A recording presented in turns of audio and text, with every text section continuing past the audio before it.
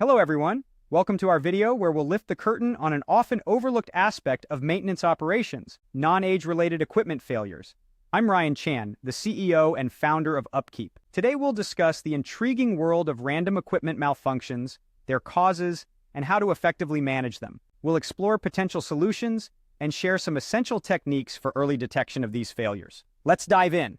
First off, it's essential to understand that not all equipment failures are due to aging. Surprisingly, most equipment failures are random and don't correlate with the equipment's age. These failures are typically due to inconsistent and variable stresses, such as electrical surges, operator errors, or manufacturing defects. For example, a high-voltage transformer might fail due to an extreme electrical surge, or a machine might break down due to periodic overloads applied by the operator.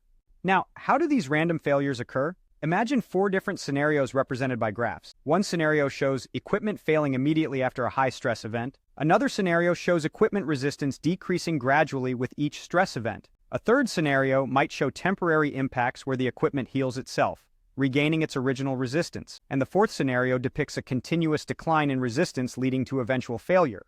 Understanding these scenarios helps us realize that the probability of failure remains constant over time for such equipment. This means if an equipment piece survives today, it has the same chance of failing tomorrow, next month, or next year.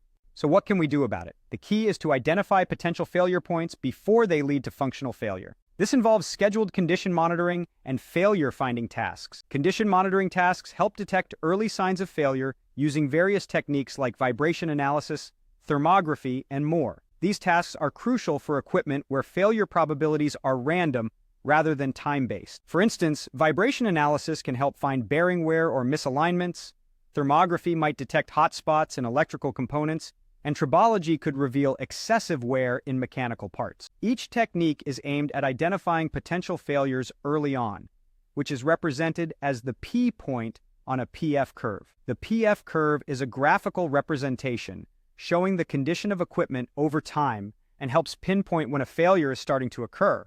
Beyond monitoring, we also perform scheduled failure-finding tasks. These are especially important for systems that are used intermittently, like emergency or backup systems. For example, testing the functionality of emergency power systems or backup generators ensures that they will operate correctly during an outage. These proactive maintenance tasks are not just about preventing downtime. They're crucial for safety, protecting equipment, and saving costs associated with unexpected failures. By finding and addressing failures early, maintenance teams can ensure that equipment is reliable, safe, and continuously operational.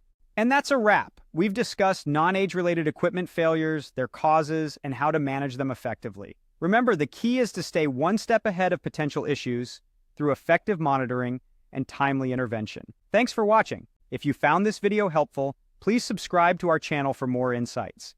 And don't forget to visit our website at upkeep.com to learn more about our tools and resources. Keep your maintenance proactive to avoid those unexpected breakdowns.